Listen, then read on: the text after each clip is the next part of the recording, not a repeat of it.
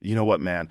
This is wild. Like, seriously, I never thought I'd be sitting here talking about King Charles and Islam in the same sentence, but here we are. The world's either gone mad, or maybe it's finally waking up to something we never thought we'd see. So let me break this down. King Charles, the actual monarch of the United Kingdom, the guy who represents centuries of British tradition, the face of what's supposed to be a Christian monarchy, suddenly showing public gestures that people are calling going woke for Islam. Now, you can't make this stuff up. The headlines are exploding. UK in shock. Charles embraces Islamic culture as the king turning his back on Christianity. And I'm just sitting there like, okay, second, what's actually happening here? Is this just the media twisting things, or is this man really stepping into something deeper? If it's true, if King Charles is genuinely embracing Islamic values or even aligning himself with them, then this is a massive cultural shift. It's not some royal gossip story. Could be one of those moments people look back on and say, yeah, that's when everything started to change in the West. You got to remember, Charles isn't new to this kind of thing. He's been talking about Islam and interfaith dialogue for decades. There are actual clips of him praising Islamic architecture, Islamic philosophy, saying things like, the West has a lot to learn from Islam. Back then, people brushed it off. Oh, he's just being diplomatic. But now that he's king, now that he holds real symbolic power, every word hits harder. It's not Prince Charles anymore. It's King Charles, the man crowned under the Church of England, supposedly the defender of the faith. So when he starts speaking like this, it shakes the foundation a little, man, and people are reacting hard. Some call it woke. Others say it's progressive. And then there are those claiming he's betraying his heritage. But here's where it gets interesting. Maybe it's not about going woke or turning Muslim. Maybe it's about the West finally trying to understand Islam instead of demonizing it. Think about it. After decades of war, propaganda, and fear, here's a major Western figure saying, there's wisdom here. There's something in this faith that deserves respect. That's not necessarily a bad thing. It might even be healthy. Problem is, people don't do nuance anymore. You can't even mention Islam without someone yelling terrorism or Sharia law or whatever. Crazy how emotionally charged this whole topic is. And look, man, I've had Muslims on my podcast, imams, scientists, scholars, people who know the faith from the inside. Every single time I walk away thinking, holy, there's so much depth here that the media never talks about.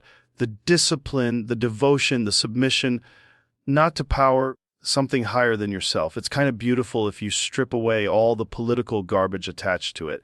So maybe Charles, being that old school intellectual type, saw that too. Maybe he's been noticing the cracks in Western spirituality, how materialistic, how hollow everything's become, and thought, you know what, maybe the Islamic worldview has something we've lost. Of course, the British press is losing their minds. Tabloids screaming king converts, in secret, political pundits panicking like Britain's about to become an Islamic monarchy overnight.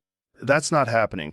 But the fact people even believe it could tells you something deep about the fear that's been programmed into society. Islam isn't new in the UK. Muslims have been there for generations, doctors, engineers, artists, families. Yet the second someone powerful acknowledges them positively, it's chaos. And that's where the woke label comes in. People don't even use that word correctly anymore. It used to mean socially aware. Now it's just a weapon to shut someone down.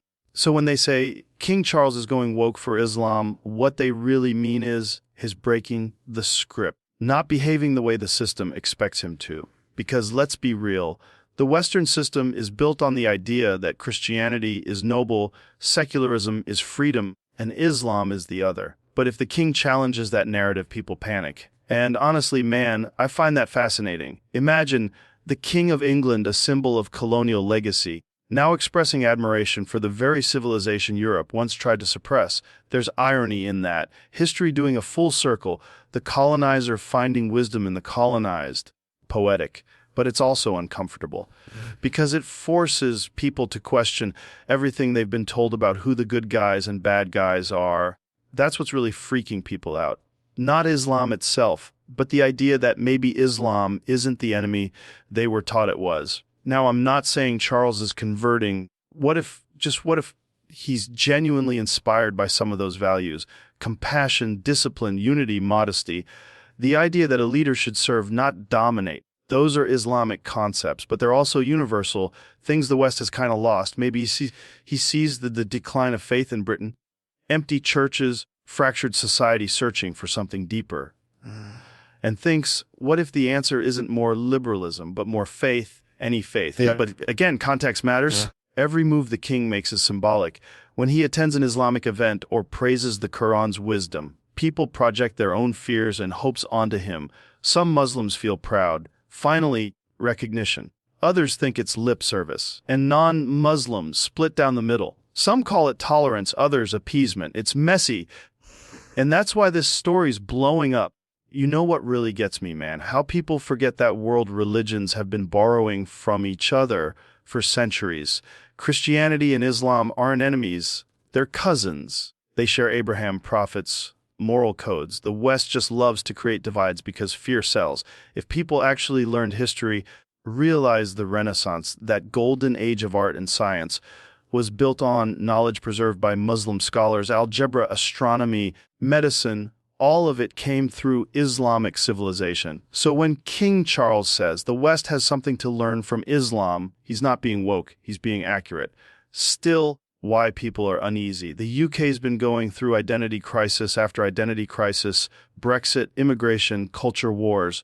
Everyone's trying to define what Britishness even means anymore. So when the king blurs those lines, people feel threatened. They see it as betrayal instead of evolution. Maybe evolution is exactly what's needed. Maybe this is when the West stops pretending it's the moral center of the universe and starts listening for once. Now imagine the ripple effects. If a monarch, the ultimate establishment figure, shows respect for Islam, maybe others will too. Maybe it opens the door to real dialogue. People keep framing it as woke madness. They'll miss the point entirely. It's not about conversion, it's about connection. Man, the deeper I think about this, the more layers start to peel off. What's really going on behind the scenes? You think King Charles just woke up one morning and said, "Hey, let me praise Islam today"? Nah, dude. Everything at that level, especially in a monarchy, is calculated. Every handshake, every speech, every word sends a message. So what's the message?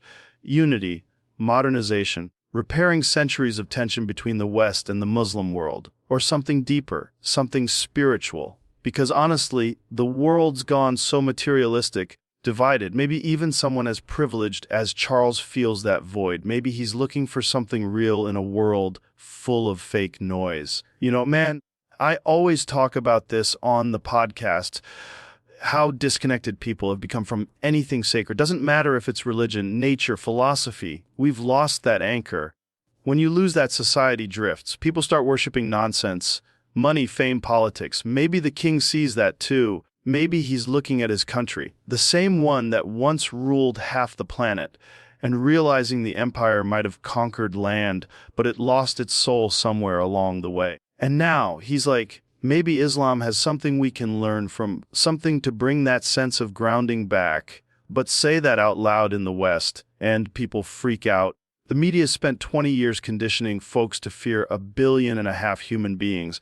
So now when King Charles says something respectful, short-circuiting their programming, wet, hold up, Islam isn't evil. They don't know how to handle it. They call it woke. They call it dangerous. They call it weak.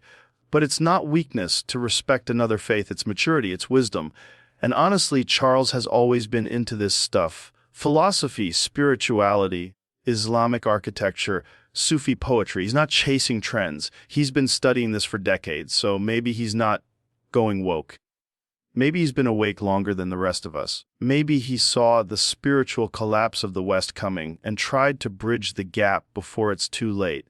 Let's talk about that collapse for a second. Walk through London, past those old cathedrals, empty sermons echoing off the walls. Nobody goes anymore. People don't pray, don't meditate, don't look beyond their screens.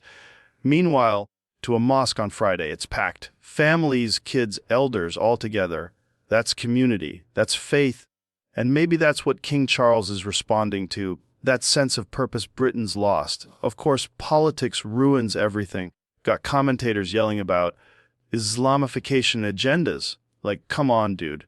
The King of England isn't trying to convert anyone. He's just saying, maybe there's wisdom here, but people are so tribal, they can't separate curiosity from conversion. You even show admiration, they act like you've betrayed your side. That's the real problem, man. Nobody's curious anymore. Everyone's defending their team. And this UK in shock narrative, clickbait, you know who's actually shocked? Political class, the old guard, the ones whose power depends on fear. Because once you remove that us vs them idea, their control starts to crumble. Fear is profitable. Division is profitable. But peace, understanding, that doesn't sell. Maybe Charles doesn't care about that anymore. Maybe he's thinking about legacy. Maybe he wants to be remembered as the king who brought spiritual balance back to a broken world. And let's not forget, this isn't the first time he's been mocked for being ahead of his time. Back in the day, people laughed at him for talking about organic farming and climate change. Now, he looks like a prophet, so maybe it's happening again. Maybe 20 years from now, people will look back and say, yeah, remember when King Charles tried to bridge East and West? We didn't get it then, but he was on to something. It's not going to be easy for him. He's walking a tightrope between worlds that barely tolerate each other. But that's leadership. Man, it's not supposed to be comfortable. And maybe, just maybe, this whole thing isn't about being woke at all. Maybe the king's not going woke. Maybe he's going wise.